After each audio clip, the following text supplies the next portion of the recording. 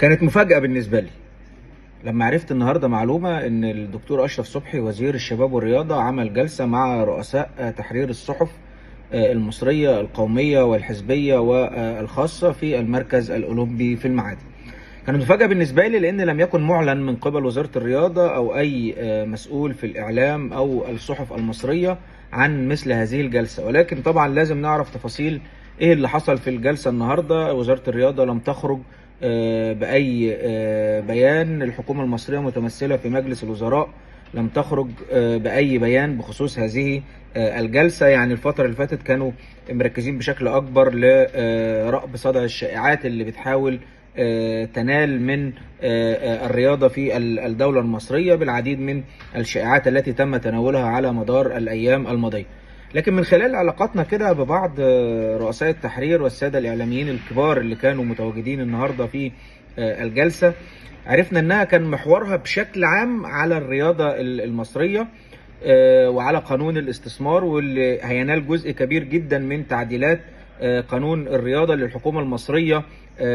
بصدد مناقشة التعديلات واعتمادها وإعلانها بعد الجلوس مع كافة المعنيين بهذا الملف، سواء مسؤولين في الأندية، أندية الدوري الممتاز أو دوري المحترفين أو حتى دوري الدرجة الثانية والثالثة، الصحفيين، السياسيين، كل ما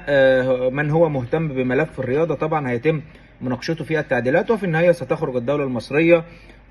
بالبنود والتعديلات التي تراها في صالح مصرنا الحبيب. خلينا اقول كمان ان بند الثمان سنوات، يعني بعض الناس قالت ان هو عشان بند 8 سنوات، لا، بند الثمان سنوات لم يتم التحدث اليه اليوم بنسبة كبيرة، كانت مجرد حاجات بسيطة يعني، وده برهان ودليل على ان بند الثمان سنوات يعني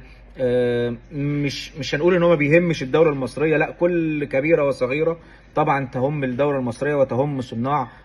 القرار في هذه الدولة، ان مصر كبيرة ولا بد ان تكون كبيرة وأن تظل كبيرة مهما كانت. الوزير صمم أن الجلسة تبقى موجودة أو تتعمل النهاردة الأربعاء، لأن يوم الجمعة في انتخابات اللجنة الأولمبية المصرية لانتخاب مجلس إدارة جديد يقود الرياضة أو الاتحادات المصرية استعدادا لأولمبياد لوس أنجلوس 2028. وبالمناسبة يعني الجلسة بتاعت النهاردة كان حاضر فيها وموجود بعض مندوبين اللجنة الأولمبية الدولية اللي موجودين في مصر في الفترة الأخيرة، وأكد الدكتور أشرف صبحي على أن التعديلات اللي هتخرج هيتم مناقشة المندوبين أيضا من اللجنة الأولمبية الدولية حتى تخرج في النهاية متوافقة مع الميثاق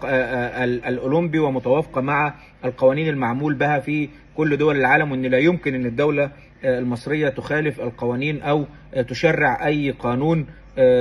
ضد الأعراف وضد القوانين اللي معمول بيها على مستوى العالم كله. فاعتقد انها كانت يعني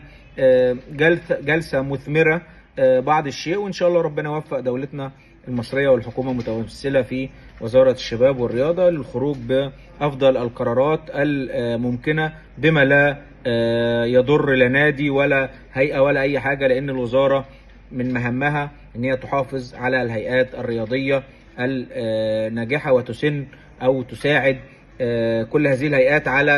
النجاح وعلى العمل بشكل واضح وبشكل صحي وبشكل سليم. خلونا ننتظر ونشوف ايه اللي هيحصل الفترة اللي جاية. شكرا.